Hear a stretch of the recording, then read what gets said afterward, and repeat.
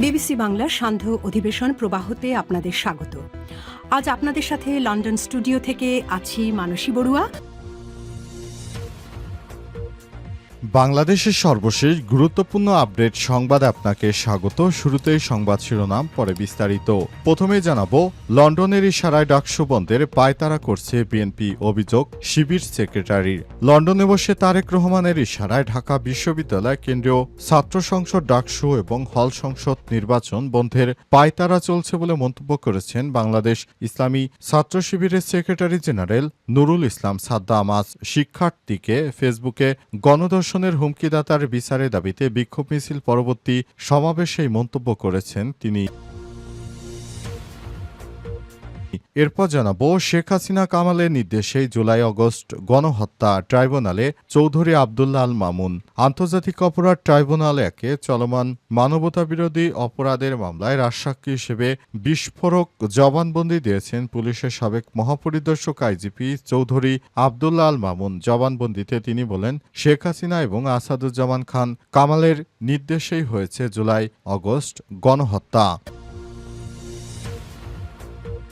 এদিকে নীলফামারীতে শ্রমিক হত্যার নিন্দা এবং প্রতিবাদ বৈষম্যবিরোধী ছাত্র আন্দোলনের। নীলফামারী জেলার উত্তরা ইপিজেড কারখানা বন্ধ ও ছাঁটাইয়ের প্রতিবাদে শ্রমিকদের শান্তিপূর্ণ আন্দোলনে আইনশৃঙ্খলা রক্ষাকারী বাহিনীর গুলিতে এক শ্রমিক নিহত এবং অন্তত 10 জন আহত হয়েছে।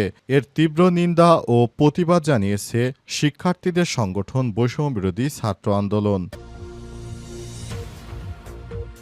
এদিকে আমরা কোনো মব সংস্কৃতিতে বিশ্বাস করি না বললেন রিজভী।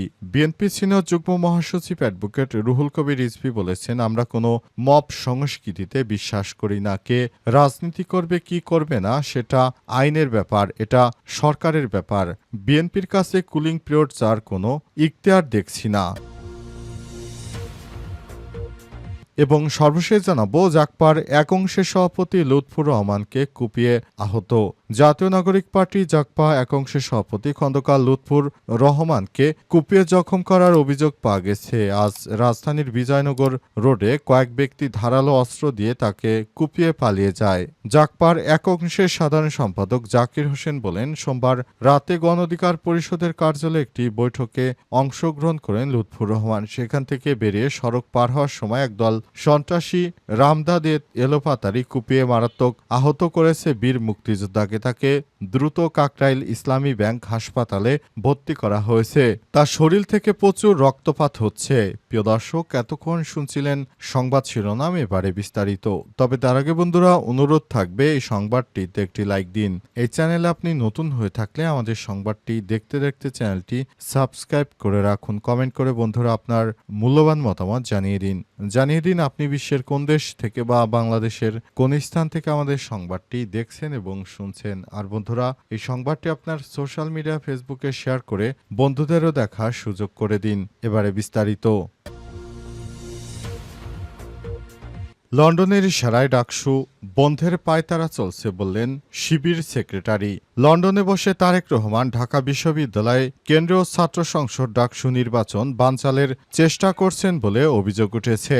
আজ জামাত ইসলামের পক্ষ থেকে এই অভিযোগ করা হয়। সেখানে বলা হয়েছে, বিএনপির ভারপ্রাপ্ত চেয়ারম্যান দেশে না ফিরে লন্ডনে বসে সবসময় অনলাইনে কুরুচিপূর্ণ মন্তব্য করেন এবং দেশের বিরুদ্ধে ষড়যন্ত্র করেন। তিনি এক পলাতক আসামি। তিনি লন্ডনে বসে দেশের বিরুদ্ধে সবসময় নানা রকম ষড়যন্ত্রমূলক কাজকর্ম করে থাকেন। তারই ধারাবাহিকতায় এবার তিনি ডাকসু নির্বাচন ভণ্ডুলের জন্য তিনি চট্টগ্রাম বিশ্ববিদ্যালয়ে বহিরাগতদের দিয়ে শিক্ষার্থীদের উপর হামলা চালিয়েছে। এছাড়াও ঢাকা বিশ্ববিদ্যালয়ের বিভিন্ন জায়গায় বিএনপি ছাত্রদলের নেতৃত্বে নানা রকম উস্কানিমূলক কর্মকাণ্ড করছে। তারা অলরেডি বুঝে গেছে যে এই নির্বাচনে শিবির, ইসলামী ছাত্র শিবির ব্যাপক ভোটের মাধ্যমে জয়লাভ করবে।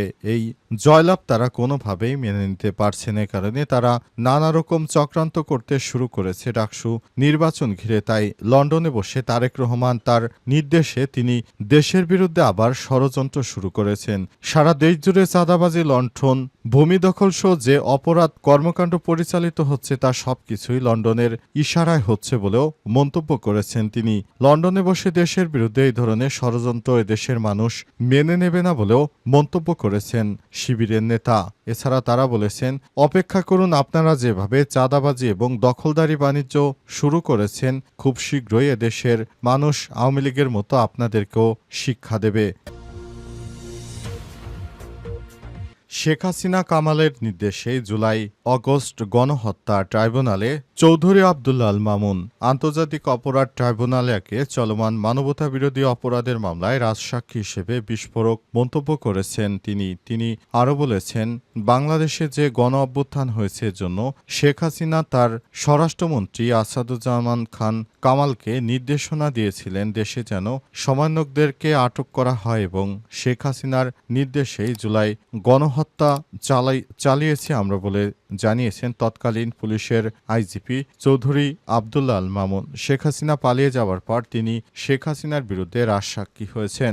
শেখ হাসিনা যত কুকর্ম আছে সবকিছু ফাঁস করে দিয়েছেন চৌধুরী আবদুল্লাহ আল মামুন। প্রতিদিন তিনি ট্রাইব্যুনালে গিয়ে শেখ হাসিনার বিরুদ্ধে তিনি নানা রকম সাক্ষ্য দিচ্ছেন। সে সময় কিভাবে পুলিশকে জোর করা হতো, পুলিশের কর্মকর্তাদের উপর কিভাবে অন্যায় অবিচার করা হতো, সব বিষয় তিনি মুখ খুলেছেন। তিনি আরও বলেন, বাংলাদেশ পুলিশের ভিতরে অনেককেই তখন শাস্তির আওতায় নিয়ে এসেছিল। যদি পুলিশের কোনো কর্মকর্তা তাদের বিরুদ্ধে কোনো কথাবার্তা বলতো তাহলে সেটিকে তারা ভালোভাবে নিত না। তখন পুলিশ কর্মকর্তাদের উপর অনেক অত্যাচার, জুলুম, নির্যাতন করা হতো।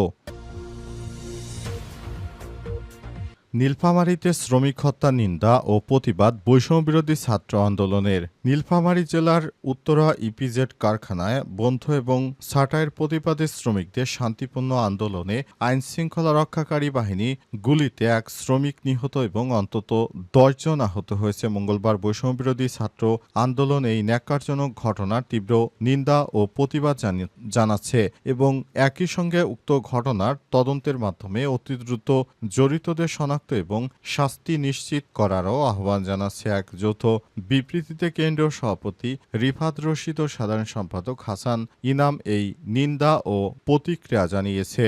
আমরা গণমাধ্যম সূত্র থেকে জানতে পেরেছি যে নীলফামারী জেলার উত্তরা ইপিজেডে অবস্থিত এভারগ্রিন কোম্পানিতে শ্রমিক ছাঁটাই ও কারখানা বন্ধ সহ বিভিন্ন দাবিতে গত 2 দিন ধরে শ্রমিকরা শান্তিপূর্ণ সম্মেলন করে আসছে। মনে রাখতে হবে, ছাত্র শ্রমিক জনতা প্রত্যেকেরই তাদের দাবি দেওয়া নিয়ে সভা সমাবেশ করার পূর্ণ সাংবিধানিক অধিকার রয়েছে, যা তাদের মৌলিক অধিকার। তবে শ্রমিকদের বিভিন্ন দাবি দেওয়া আলাপ আলোচনার মাধ্যমে সুষ্ঠু সমাধান না করে অতীতের ফ্যাসিস্ট আওয়ামী লীগ শাসনামলের ন্যায় শান্তিপূর্ণ আন্দোলনে আইনশৃঙ্খলা রক্ষাকারী বাহিনী কর্তৃক বল প্রয়োগের ঘটনা সম্পূর্ণ মানবাধিকার লঙ্ঘন বলে মন্তব্য করেছেন শিক্ষার্থীরা। আমরা কোনো মব সংস্কৃতিতে বিশ্বাস করি না বললেন রিজভী। বিএনপি সিনিয়র যুগ্ম মহাসচিব অ্যাডভোকেট রুহুল কবির রিজভী বলেছেন, আমরা কোনো মব বা সংস্কৃতিতে বিশ্বাস করি না। কে রাজনীতি করবে কি করবে না সেটা আইনের ব্যাপার, এটা সরকারের ব্যাপার। বিএনপি কোথাও কোনো মব সংস্কৃতি তৈরিও করেনি এবং বিএনপি উচ্ছৃঙ্খল জনতাতন্ত্রে বিশ্বাসী নয়। কিন্তু বিএনপির তো একটা অ্যানালাইসিস আছে যে জাতীয় পার্টির ভূমিকা কী ছিল আর অন্য রাজনৈতিক দলের ভূমিকা কী ছিল। মঙ্গলবার রাজধানীর জাতীয় প্রেস ক্লাবের অডিটোরিয়ামে বিএনপির ভারপ্রাপ্ত চেয়ারম্যান তারেক রহমানের কারামুক্তি দিবস উপলক্ষে আয়োজিত আলোচনা সভায় তিনি এসব কথা বলেছেন। ভয়ঙ্কর রক্তপিপাসু শেখ হাসিনা আওয়ামী ফ্যাসিবাদকে কারা রক্ষা করেছে, কারা 16 বছর জনগণের লক্ষ কোটি টাকা পাচারের সুবিধা করে দিয়েছে, কারা এই দেশটাকে আওয়ামী ভয়ঙ্কর স্বেচ্ছাতন্ত্রকে প্রতিষ্ঠা করার দায়িত্ব পালন করেছে, তার মধ্যে একটি হচ্ছে জাতীয় পার্টি। আপনারা একটা কুলিং টাইম চান। 2008 থেকে 9 সালে ক্ষমতা আসার পর শেখ হাসিনা 2 বছর একটা কুলিং টাইম দিয়েছেন, এরপর টর্চার করেছে। বিএনপি কখনো টর্চার বিশ্বাস করে না। কুলিং টাইম আবার কিসের, আর টর্চারই বা কিসের? বিএনপি তো ক্ষমতায় নেই, এখন তো নির্বাচন হয়নি। বিএনপি কখনো কোনো অবস্থাতেই বেআইনিভাবে কোনো নির্যাতন অত্যাচারিতে বিশ্বাসী নয় বলেন রিজভী। রুহুল কবির রিজভী বলেছেন, আমরা প্রত্যেকেই ভুক্তভোগী, সবাই সর্বনিম্ন 500 মামলায় আক্রান্ত। প্রতিদিন হাজিরা দিতে দিতে দিতে পায়ের স্যান্ডেল ক্ষয় হয়েছে অবস্থায় আমরা কখনো কিন্তু আপনাদেরকে পাশে পাইনি, বরং আপনারা আওয়ামী লীগের কাছ থেকে সুযোগ সুবিধা নিয়েছেন, সব রকমের কাজ করেছেন। এবার আপনারা নতুন করে কুলিং টাইম চান। এটা হাস্যকর ব্যাপার। আর আপনাদেরকে রক্ষা করার বিএনপিকে, কারণ বিএনপি তো আপনাদেরকে এর আগে কোনো অপরাধ করতে বলেনি, সুতরাং বিএনপি আপনাদেরকে রক্ষা করবে, এই ধরনের কথাবার্তা বলাও মূর্খতা।